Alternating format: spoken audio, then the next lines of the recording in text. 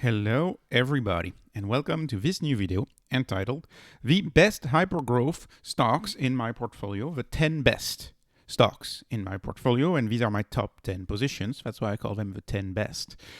If you've already seen this video, you know the drill. It's a usual video that I do typically once weekly, and I update the valuation on my spreadsheet for each of these stocks. And I typically do these videos because YouTube promotes these videos and it allows me to reach out more people whenever I publish a video like this. So if you've already seen it, the video is largely the same. I typically try to change my commentary, so feel free to watch it again. Or not, you can just take a screenshot and look at the updated valuation. If you're new to the channel, welcome. And in this video, what I show is the valuation of my top 10 stocks based on the way that I value stocks. And the way that I value stocks is enterprise value over gross profit over revenue growth. This is my own spin on the PEG ratio of Peter Lynch. I modified the PEG ratio of Peter Lynch to use gross profit, not earnings. I use gross profits because my companies are optimized for gross profits only, and I use enterprise value, not price, because enterprise value is much better than price. It's always been better than market cap, but back in the day, they used market cap because market cap was easier to compute. Today, we have the internet. It's easier to get EV. I think EV is much more relevant, and I use revenue growth as a proxy for gross profit growth. And this question is asking, how much am I paying for that growth? Which stock is the cheapest? Which each 1 percentage point forward growth, each 1% of forward growth, how much am I paying for that 1%? And so you can see, for example, in the spreadsheet, Tesla right now is actually the most expensive stock in the spreadsheet. I'm paying a 0.7 for each 1% of forward growth with Tesla. And the cheapest stock is HIMS. I am paying next to nothing for HIMS as a 0.035 for the forward growth of HIMS. So what I can say is that HIMS is much cheaper than Tesla on a forward valuation basis. Now, of course, it's not really comparable. One company is essentially de-risked. In my view, Tesla has very little risk. And of course, HIMS is a brand new company. It's got all of this liability of newness. A whole bunch of things can happen to HIMS. You know, Tesla is pretty much set in my view, so that's why investors are willing to pay a premium for in my view, no investment advice, a very safe bet. Okay, so I have no choice. To invest but to invest in hypergrowth. That's why I focus on hypergrowth stocks. As you'll see, most of the stocks in here grow their revenue at more than 30%. Next 12 months, expected growth. Why do I want to see that 30% growth? I want to see that perfect 30% growth because I want to actually earn a real return. And you know, most of the companies in the NASDAQ and in the S&P 500, they don't even beat 15%. And in my view, 15% nominal return, right, is a 0% real return because there is inflation, monetary inflation, right? The original definition of inflation, the definition of inflation we used back in the 90s, the 80s, when Friedman was still around, Milton Friedman, right? I use monetary inflation. Why do I use monetary inflation? Because it's the more accurate way to measure inflation, which is how many dollars are out there. And if they grow the pie of dollars, if they grow the number of dollars that circulate in the economy, each dollar is worth less each year. And so if you grow the pie of dollars by 15%, your company needs to capture at least 15% extra dollars each year just to stay afloat, just to earn a 0% real return. Now, of course, I want a 15% I want a 15% return. I want a 15% real return, and to get that 15% real return, right? To get that 15% real return, I need 30%. 30% is the way to get the 15% real return. So that's why I'm looking at 30% and selecting 30%. And then why do I invest in innovation stocks? Again, because I have no choice, because the type of stock that is going to achieve 30% growth each year for the next 10 years, 30% revenue growth, that is stocks whose products or services are getting adopted. Product adoption goes like this, right? It follows this curve. This is the product adoption curve, right? My style of investing is I try to invest in a stock where products are getting adopted, and say it's 5%, 10% of the market. And these products are going to be adopted by 70, 80, 90% of the market. And I want to ride that stock when it goes from 5% adoption to 80% adoption. And when it's at 80% adoption, I want to find another stock that's going to be at just 5% adoption for its product. That is my style of investing in a nutshell. And revenue growth I consider to be the most important metric, because revenue growth, you can't really cheat. You know, it's you can't cheat on revenue growth. It's not like earnings. Earnings, companies can use discretionary accruals of all sorts to change their earnings. Earnings in accounting game. Revenue growth is a strategic game. You don't lie on revenue growth. That's a clear sign that your product is getting adopted when you have revenue growth. So revenue growth clearly tracks the total percent adoption, clearly tracks the S-curve. It tracks the S-curve. That's why I use revenue growth, and I'm very happy with that style of investing. I've invested like that for more than 10 years, and it's just my style, and it works for me. And this channel is for me to explain how I invest and why I think these stocks will beat the denominator, right? This is the denominator. I want to beat this. That's why the channel is called Beat the Denominator, because I want to beat this. I want to exceed the number of new dollars in circulation. Otherwise, there's no point in even being in stocks. There's no point, right? So that's my style. That's my style of investing. So let me get started with the 10 stocks in my portfolio. So the first stock that I have as my number one position, it's about 30% of the portfolio, is Tesla. Now, of course, it kind of earned a 30% spot in the portfolio because the stock went up. But Tesla, why is Tesla amazing in my view? Well, Tesla is obviously revolutionizing cars. I mean, you see the news today with a UAW strike. A current auto worker at one of the big three U.S. automakers is making $65 an hour. At Tesla, they only make $45, and they're wanting a 40% raise and a 20% cut in the work week. There's no way. I mean, the competition is not coming.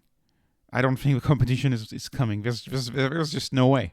There's just no way. To me, this Tesla is going to be part of a duopoly of cars. And if the competition doesn't get their act together, they might even be a monopoly on cars. So you have to be very careful with that. But just like in the smartphone world, you have iPhone and Android. Well, I think you're going to have Tesla and ? I don't know. I don't know what it's going to be against it. But Tesla, in my view, is definitely going to be there. Tesla is the company of 10x. 10x improvements is what Tesla does. You may know that Tesla was involved at PayPal with Peter Thiel. He got fired by Peter Thiel when he was on vacation, but nonetheless he got exposed to the very concept of an order of magnitude. The concept of an order of magnitude is what? Well, that concept is if you have a product who's 10 times better on any feature, on any feature that counts, people are going to adopt that product. And Tesla, of course, the main feature of a car is how much does it cost to drive, right? And in a nutshell, gas car costs $70 to fuel, and electric cars cost $7 of electricity to fuel for the same mileage. So electric cars are 10 times cheaper. So once you know that, nothing else matters. People are going to adopt a product that is 10 times better. And when you start looking at Tesla and how many 10x's it adds on top of each other, it gets overwhelming. It's 10 times better from the number of parts in the assembly line to how easy they are to manufacture, to how long, well, not how long they last is 3 to 4 times better. But it's better from the fact that you don't have to drive in the gas station. More importantly, if they eventually drive themselves, right, how much better is that going to be? Is it going to be 100 times better, a car that drives itself? Because I know a car that drives itself is 10 times better. But when they crack the code, is it going to be 100 times better or 10 times better? That's the thing I can't really figure out. They're the uncontested leader, and that's also part of my style of investing, which I have found over the years that investing in the leader often wins. You want to buy the leader. You want to buy the top chip. As Warren Buffett says, it's best to buy a wonderful company at a fair price than a fair company at a wonderful price. That's exactly the idea of Tesla. Tesla is a little bit expensive right now, but keep in mind it ran up a little bit recently. In a month from now, it might be back at 220, 210.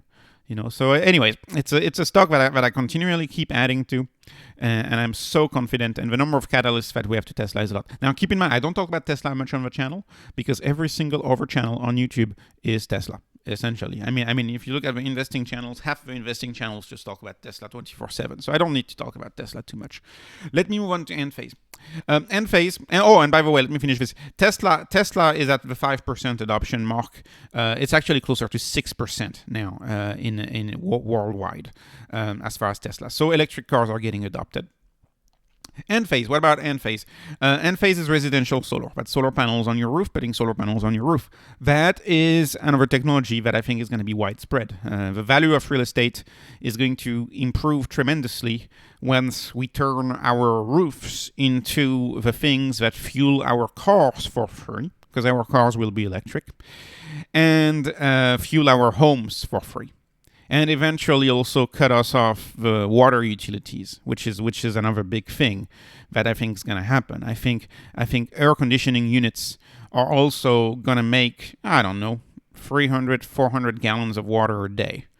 And this will be clean water and will be cut off from the water utilities as well as a result of free energy. Because if you have free energy, you can make free water through air filtration, through atmospheric filtration is the way they call it. So this is going to unlock a lot of money for a lot of homeowners. That's why it's taking off, because putting solar panels on your roof, depending on where you live, it's between a 6 year and a 9 year return on investment to put solar panels, and that's paying for a contractor. You don't do it yourself. If you do it yourself, if you set up solar panels on your own, let's say you're a handy person, you set them up on your own. I mean, you're gonna be at 60% return, easy, maybe even higher if you set it all up all on your own with inexpensive equipment. Oh my gosh, you're going to make an outstanding return. So this is going to take off. I mean, this is already taking off in my view. These stocks are cheap right now. Enphase is very, very, very cheap right now. And there's really two players in the stock, Enphase and SolarEdge. And if you watch the channel, you may know that I started a position in SolarEdge because I really see those two as the duopoly in the space. I think Enphase is the technically superior solution, in my humble opinion, when it comes to residential solar. Now, the jury is still out for commercial installs, and it seems like SolarEdge is doing a great job at commercial installs. Well, based on my research, so commercial is going to be big too, and I think SolarEdge is going to take the lead in commercial, and Enphase is going to keep the lead in residential, in my view. And keep in mind, I'm a U.S. based investor, right? So this is a U.S.-centric view. If you're in Europe, you may say, well, what is he talking about? SolarEdge is bigger. Yeah, SolarEdge is bigger in Europe. Enphase is the challenger in Europe. But in the U.S., Enphase is everywhere, and SolarEdge is the challenger. So it's kind of like pick your market. As an Enphase investor, obviously, right now, the U.S. is kind of taking the mind share of the investor, and the story is, interest rates are high. Nobody's getting solar anymore because interest rates are high. And we all know interest rates are going to stay high forever, right? No, they're not. They're not going to stay high forever. Absolutely not. Which is why I think these stocks are going to rebound. It's not an issue for me. I'm fine with my stocks being down. I don't even care. Most of the time, I don't even look at stock price. I literally don't look at stock price. Anyways, Enphase, you can see Enphase and Tesla. So the two stocks I've covered. These have been the returns for the past 10, let's call it 11 years if you round it up. But if you look it up, Enphase is a top 10 stocks in the S&P 500 as far as total returns go. So is Tesla. Tesla is the number one. Tesla is the number one, actually. And you would have in this club, you would have Nvidia, you would have AMD, you would have SolarEdge. These two stocks we're talking about top returns in the S&P 500, which is why I own these stocks, because you have quite a bit of look back when you're looking at data that spans 11 years, right? This is 11 years of data. This is not since 2020 they've had performed. Like people oftentimes discount a lot of my stocks and say, it's been a bubble since 2020. Well, don't forget that you can't really look at this return chart without a log. There is no log This is a linear chart. There is no log, but if you actually turn this chart into a log chart, you'll see that both of these companies have gone through multiple step changes in valuation. Tesla, you see this step change in valuation that you see for Tesla right here? You had a similar step change in valuation from Tesla in 2013, and you had a similar step change in 2016. But obviously you can't see that on this chart because it's not a log chart. But remember, these companies are exponential. This is exponential growth, right? This is S-curves. They follow S-curves. They are not linear. So it looks like a bubble if you think linearly, but it's not like a bubble. These technologies don't spread linearly, right? We don't live in a brick and mortar space anymore where you have to build brick and mortar distribution systems, right? They're digital distribution for most of these setups, which enables the spread of these companies in an exponential fashion because of zeros and ones and not bricks and mortars. Bricks and mortars expand linearly, zeros and ones expand exponentially. Anyways, moving on, and as far as promotion goes, which is what matters for these stocks, because these stocks are getting promoted heavily and massively purchased online, decided online. Most decisions today of buying just about anything is done online. Right, information is free online. Okay, let me move on. I ramble here. HIMS. Let me talk quickly about HIMS. I cover HIMS a lot on the channel. HIMS is the cheapest stock in my universe. HIMS is seeing a very quick adoption of its products. HIMS is saying its app becoming almost viral in the US. They moved from like rank 150 in the App Store 2 years ago to rank number 5 in the App Store a month back.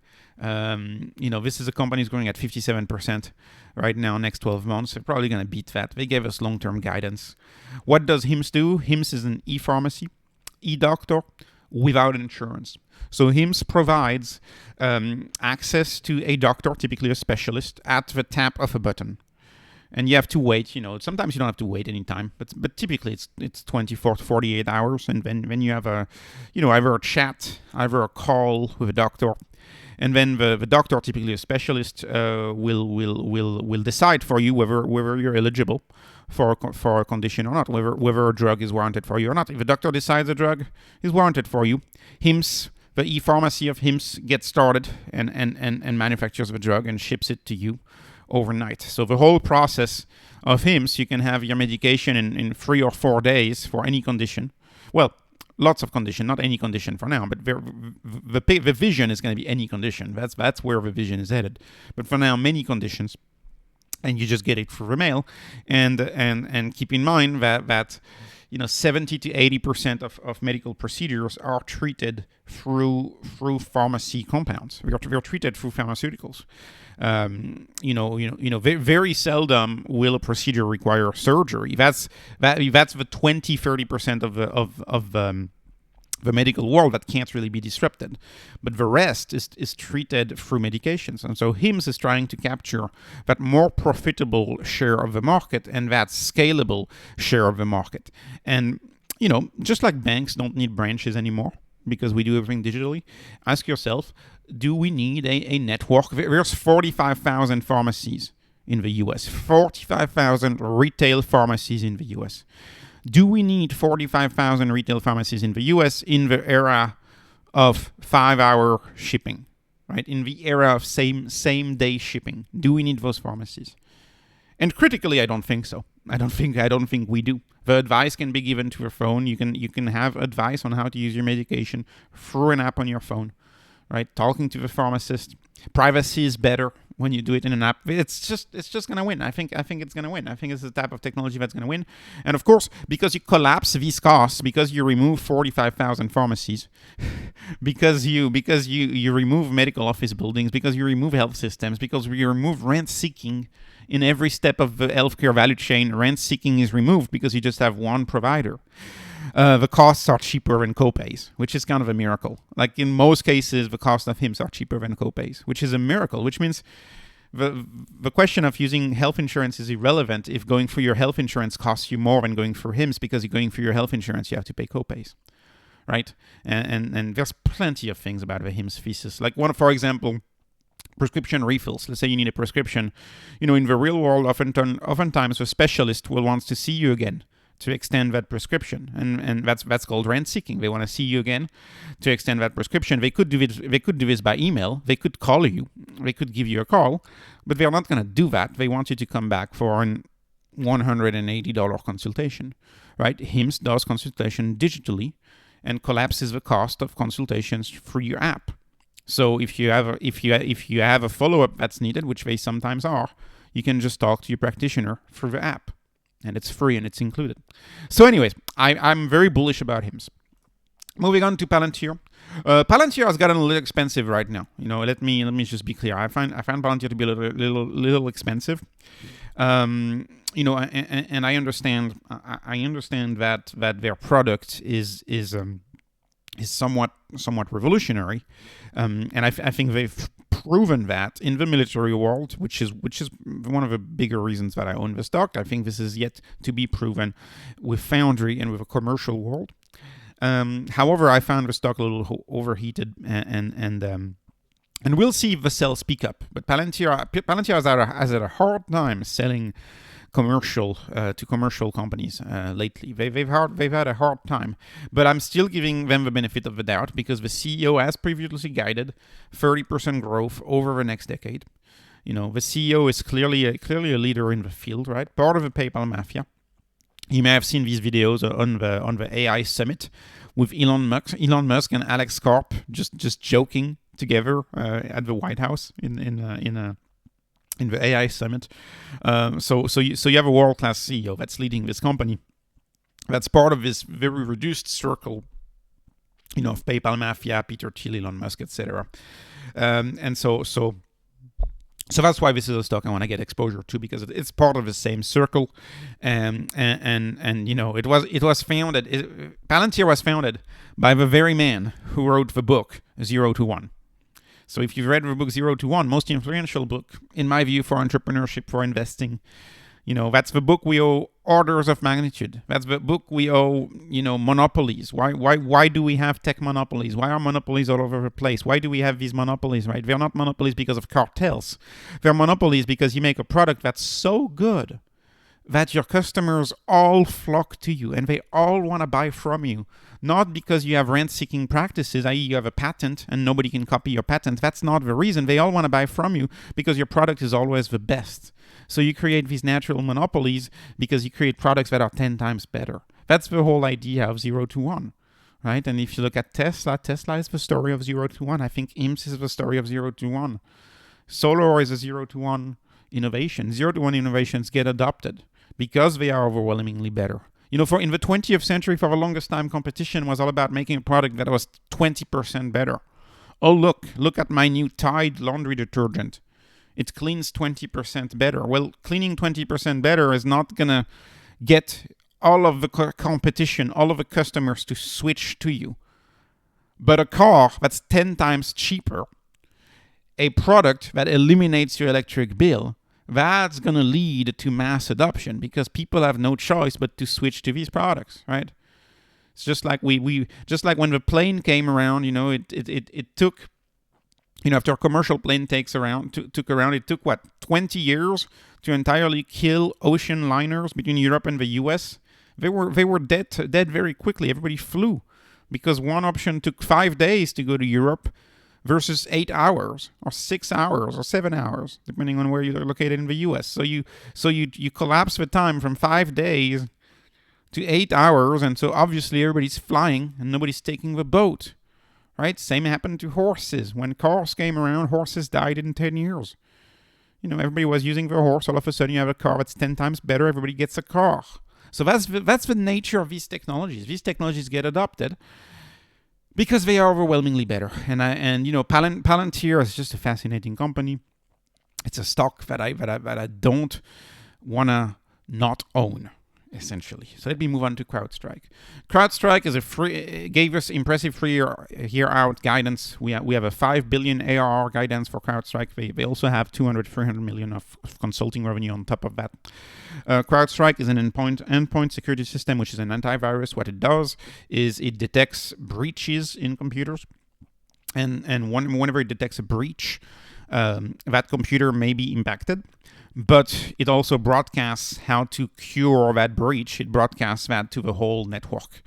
So it's a matter of a network. If one device with a CrowdStrike app has been attacked, CrowdStrike will update the network such that all of the world's network of endpoint security antiviruses, Falcon, from CrowdStrike get updated. And when they get updated, that means that it makes the work of virus creators much harder, because once they attack a computer that's equipped with CrowdStrike, they know they can't attack anything else.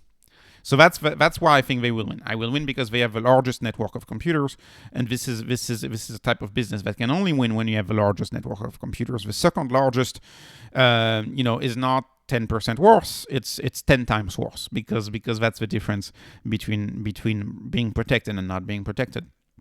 So my view is that it will win because it has the most of this data. CrowdStrike is an interesting company. Some people call it overvalued. I call it fairly valued. I'm very happy with CrowdStrike in my position. Moving on to MercadoLibre. MercadoLibre is the leader in Latin America, leader in Brazil, leader in e-commerce, that is. To me, it's like buying Amazon or Alibaba in 2007. I like Latin America a lot as far as an investment. First of all, I understand it better than Asian culture. You don't have that China risk, right? It's very tough to find a company. Well, a lot of e-commerce companies in Asia are actually Chinese, and so it's tough because you have more risk investing in China. And also I believe as an investor, I'm well more suited to understand Latin American culture than I am suited to understand, I don't know, Indonesia, for example. So that's my preference. And maybe if you understand Indonesia better or Korea better, you may be interested in companies that operate in these parts of the world. I like that it's a youthful population. For example, in Brazil is a youthful population. Brazil is dropping interest rates. Why do you care about a youthful population? Well, you care a lot about that because you're going to have greater velocity of money. Right? Money is going to change hands more often, which is good for e-commerce because e-commerce is a play on velocity of money. It's a play on how much stuff people buy, and people in my view buy more stuff when they are in their prime age, right? When they are in the stage of family formation, etc. And this is the stage of Latin America is noteworthy. The annual returns, of course, for MercadoLibre over the past 13 years. It's been 27% ARR and 35% plus ARR actually before the crash. So outstanding annual returns over the past 13 years. Great returns, as you can see right here. So I'm very happy to own this stock. Okay, moving on to StoneCo. So StoneCo is the Square of Brazil. They're the leader of these payment terminals in Brazil. StoneCo is owned by both Warren Buffett and Cathie Wood because it's both a dirt cheap stock and it's also a stock that's growing very fast. I think they had impressive adoption. They're kind of in a duopoly with StoneCo and PagSeguro. It's kind of a duopoly between those two. PagSeguro, in my view, is the older company. It is the older company, and so this means that I find Stone to be more innovative and move faster and grow faster. People sometimes are worried about investing in a company like StoneCo because they think the total addressable market, is limited to Brazil. So I somewhat agree with that, which means that StoneCo is likely not a 10-year hold for me. StoneCo may be like a 3 to a 5-year hold for me. But nonetheless, they have under 3 million small businesses in Brazil, and I have no issues imagining them 5x, their number of customers in Brazil. And so if they 5x the number of customers, they still have many years with growth above 30%, which I found reassuring owning StoneCo. And StoneCo is a company that's best benefit from a take rate. Of course, the more people spend, the greater the take rate, the greater their revenue. And Brazil is dropping interest rates right now, which means that the Brazilian economy is going to be booming. So I'm very happy to own StoneCo. And the valuation is, of course, stunning. Absolutely stunning on StoneCo. I've covered StoneCo multiple times on the channel if you're interested. Let me talk about SoFi. So SoFi right now is the stock that I'm focusing on. I think SoFi is slightly cheaper than Nubank. I like both SoFi and Nubank. SoFi turns out, the more data I look, the more it seems like they're going to make a lot of money with student loans. And the market is re-rating the stock because of the hope that student loans are actually going to be a major money maker. And contrary to what I thought I would have seen by now, I'm not seeing much news about student loans. Coming back. I mean, we see a lot of cancellations. And for example, the SAFE plan that was implemented with student loans, that's a $200 billion cost to the taxpayer. So it's pretty substantial. But it's not as big as the $10,000 forgiveness that we were thinking about. So this is very good news for SoFi that student loan refinancing is a business that may be coming back strong. And the market still associates SoFi as a student loan refinance company, even though it hasn't been that in 3 years. Right, it's much more, but they still associate SoFi with that. So I think there's near-term upside. I also think the fact that Discover wants to divest their student loan division is very telling as to SoFi's lead in the space. And how compelling they are. Now, of course, SoFi for me, the reason why I'm in SoFi is because I believe they could be a major financial institution because they are a neobank. What is a neobank? A neobank is a bank that has no branches. It's a bank in your phone. It's an app. It's logical. It's just logical. You don't need Bank of America has 8,000 branches. You don't need 8,000 branches anymore, right? You just need an app on your phone, and SoFi is just an app on your phone, and that's it. And you get your branches in your phone, so you don't need to expense these costs, these crazy costs for your network of banks. You don't need to expense that, and because you don't expense that, you're a more profitable company. You can give better terms on your loan. You can attract more people because you have the quote-unquote best product in each category. And that's the playbook of SoFi. Because they don't have this cost structure, they're trying to offer the quote-unquote best product in each category of financial services that anybody could want. And if you look at SoFi, it's a very holistic website. This is a very agile company that's moving very, very fast and very popular, especially popular in Gen Z, of course, but popular in tech circles. Very popular in California. Company very popular in California. Anyways, I see a lot of hope. Oh, last thing about SoFi, the average customer of SoFi makes something like 150. I don't have the numbers in front of me, but they make something like $150,000 a year, and they have a credit score that's closer to 800 than 750. I think like 764 or something.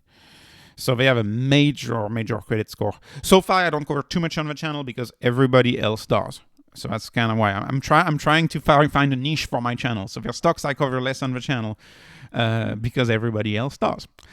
We talk about Airbnb. Airbnb is the disruptor of hotels, and they've disrupted about 10% of the hotels worldwide. They actually have more accommodations available on Airbnb than all of the hotel rooms listed in the US. And if you live in the US, there's a lot of hotels in the US. Well, they have more on Airbnb, more hotel rooms. Hotels have never ever been disrupted. And Airbnb is going after that disruption. Right now, they're at about 10% disruption. Could that disruption go to 50%? I have no issues imagining that. I don't see why not. I even don't see why not at some point, hotels may just be like, too bad. We're gonna list on Airbnb. We're gonna list on our rooms on Airbnb because customers, they now think Airbnb whenever they want to stay somewhere.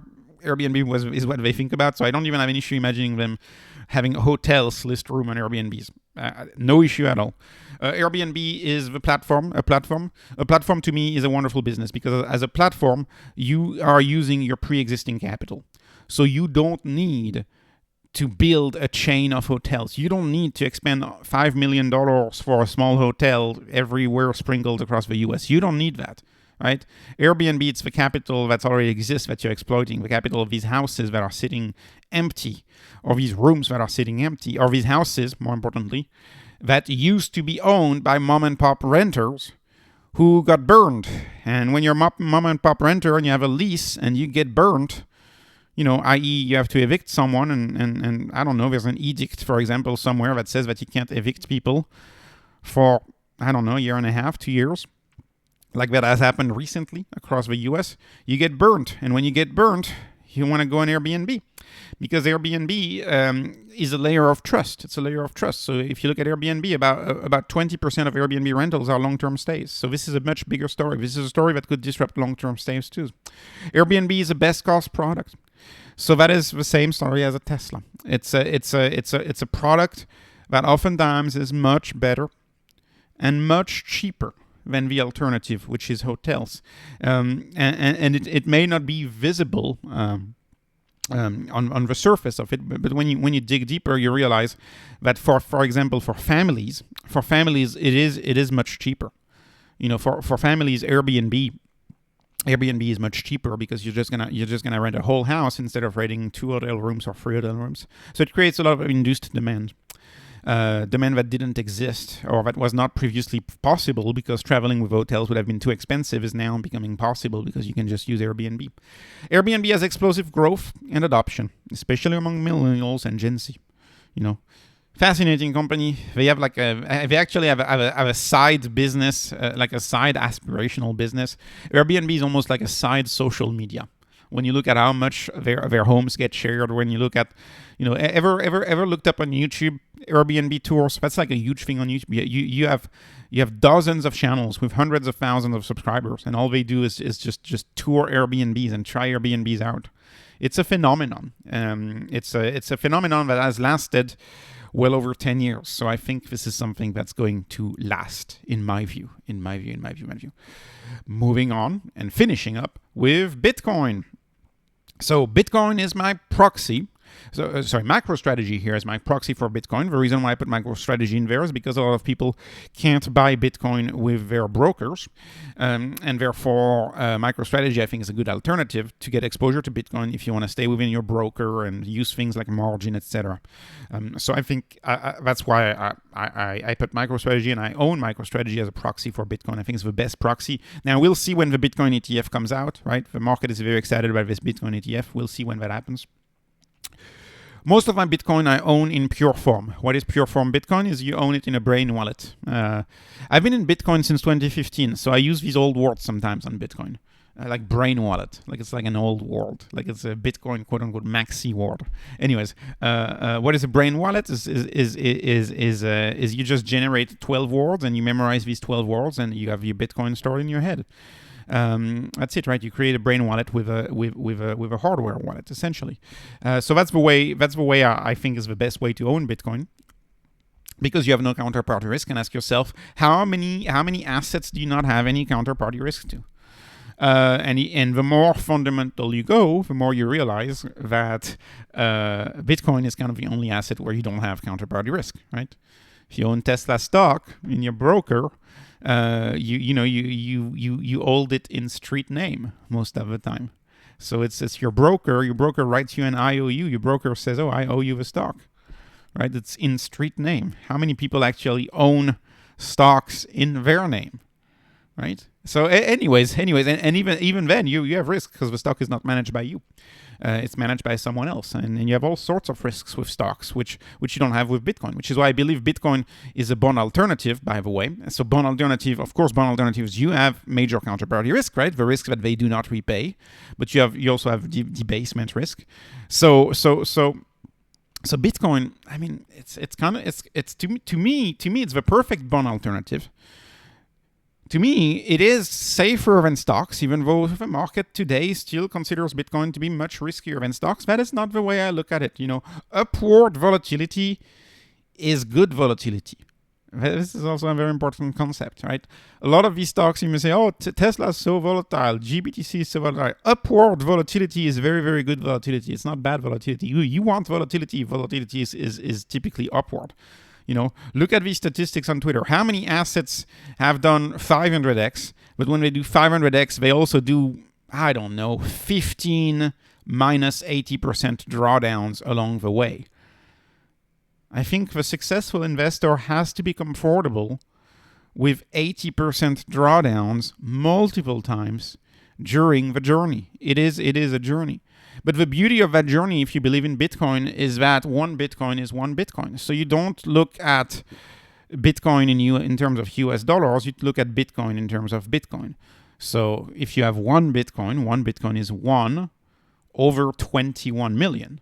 and that's it, right? That's 1 over 21 million. If you have $1, well, guess what? It's $1 over. If you count euro dollars and M2, it's probably about 55 trillion. So you have 1 over 55 trillion. Except you don't know, that 55 trillion, first of all, if there's only one guarantee, is that you know that if it's 55 trillion today, in 2030, it's going to be 150 trillion. So in 2030, you're going to have not 1 over 55t, you're going to have 1 over 155t. So the value of your dollar will have been divided by 3 because there's no cap to how many dollars you can get. That's point number 1. Point number 2, dollars. We don't know how many there are. We don't know. The M2 is a great estimate for the US financial system, but the euro-dollar system is the least discussed thing out there. And there's plenty of dollars circulating outside of the United States that make their way back to the US, right? Because it's the currency for international payments. So these dollars make their way back into the US financial system. And we just don't know how many there are. With Bitcoin, you can know in real time how many Bitcoins there are. So anyways, I know Bitcoin is not very popular among stock investors, so that's why I talk about it a little bit less, but I still talk about it because, you know, this is my channel and bit the denominator. I mean, I think it's important sometimes for these two worlds to meet, and they don't meet a lot. And in my view, it's important for these worlds to meet. Bitcoin and stocks are not enemies. They actually are very disruptive assets. One of them is a disruptive monetary technology. These other ones are disruptive stocks. The stocks I present as are disruptive stocks. So anyways, a little bit of a long video, I suppose, today. But this was not investment advice, so I hope you were entertained and only entertained. There's no investment advice ever on the channel. Please like, please subscribe. It really helps me out. Please follow me on Twitter, X. I'm going to call it X now. And have a wonderful day. Thanks for watching.